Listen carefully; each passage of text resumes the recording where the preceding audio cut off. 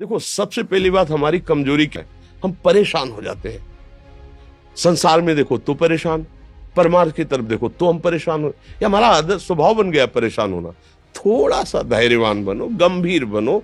कोई इस भारी से भारी विपत्ति में परेशानी स्वीकार करके विपत्ति से थोड़ी निकला जाता। सुलझो, ठीक है, ये विपत्ति आई, समस्या आई, इसका समाधान होगा। ऐसा थोड़ी कि हमें नष्ट कर देगी। अगर अभी हमारी बड़ी हानि हो जाती है, हम कल इससे बड़ा लाभ प्राप्त कर सकते हैं। हमको एकदम बिल्कुल गंभीर रहना है, इतने कमजोर नहीं बन जाना। अब वो गए तो क्या होगा, अब वो वस्तु गई तो क्या, पद गया तो क्या होगा। प्रयास किया था, ये पद मिला था, इससे बड़ा पद प्राप्त करूंगा, मैं इससे बड़ा महान बनूंगा। ठीक है, एक बार गिर गया, गलती हो गई, दंड भोगूंगा, फिर इससे ज्यादा संयम में रहूंगा। बिल्कुल, मतलब एकदम फ्रेश दिमाग रखना चाहिए। पर अपने लोग क्या है, जरा सी बात में एकदम पछड़ा कर लेते हैं, एकदम कमजोर हो जाते हैं। ये बिल्कुल ठीक नहीं है। हम जीवन भर की यात्रा की बात कह रहे हैं, भारी से भारी कष्ट में भी मुस्कुराना, तो हमें बल मिला है, हमें भगवान की कृपा का दर्शन हुआ है, हमें उनका दुलार दिखाई दिया है। अगर ऐसे तो भाग जाते, फिर परमार्थ में थोड़ी चलना होता है। आज जो आप सुन करके लाभ लेने की चेष्टा कर रहे हो ना, ये केवल प्रवचन नहीं है, ये जीवन है।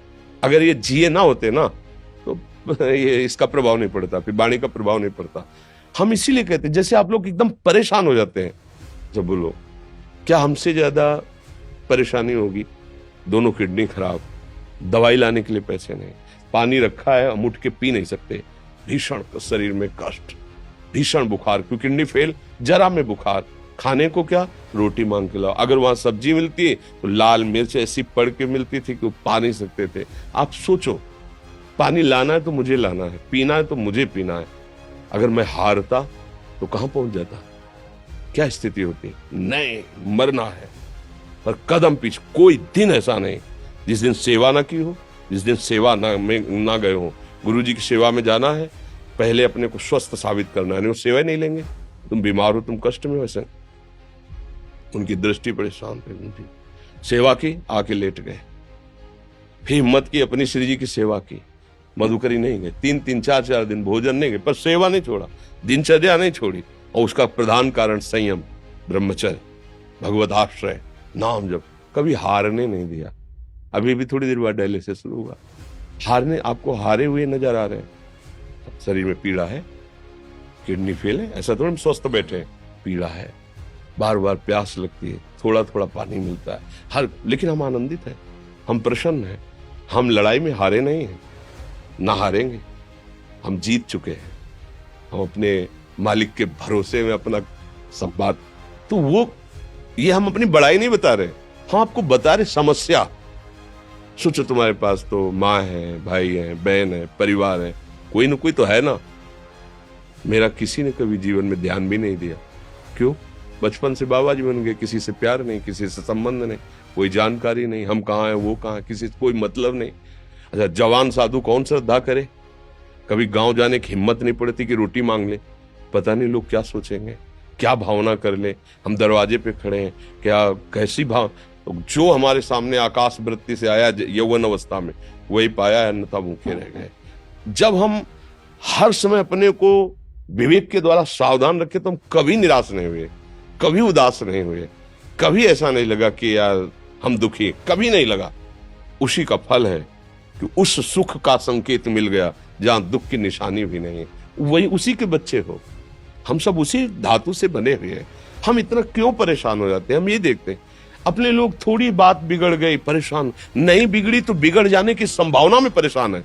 आज सुख है, लेकिन कल सुख छिन जाएगा, तो हम आज के सुख में सुखी ना होकर कल के दुख की आने की संभावना में हम भयभीत हो। मतलब क्या हमारी सोच रह गई? हमको इतना बलवान बनना है कि सुख और दुख दोनों हमको छू न सके। भारी से भारी सुख की व्यवस्था है तो अहंकार नहीं, हर्षित होकर किसी का अपमान न करे कि हम धनी, हम पदाधिकारी, अमुक। भारी से भारी दुख आया तो हमें किसी के सहयोग की जरूरत नहीं, हम फिर अपने कदम बढ़ाएंगे, हम फिर जुड़ी हुई अपनी भावनाओं को सजाएंगे। मस्त जीवन, एकदम तुम अविनाशी के बच्चे हो। शेर का बच्चा भेड़ों के बीच में फंसकर म्यों म्यों बोल रहा है, बस अगर दहाड़ना सीख जाए तो कोई भी उसे परास्त नहीं कर सकता। ऐसे भगवद अंश, तू प्रपंच में फंसकर अपने को इतना दीन क्यों देख रहा है? तू ऐसा है कि भगवान के दिव्यास्त्र में भी ताकत नहीं तेरे को मार सके। तू अविनाशी का अविनाशी बच्चा है। विनाशी भोगों को, विनाशी शरीर को मैं मान के इतना भयभीत, इतना दुख ठीक नहीं।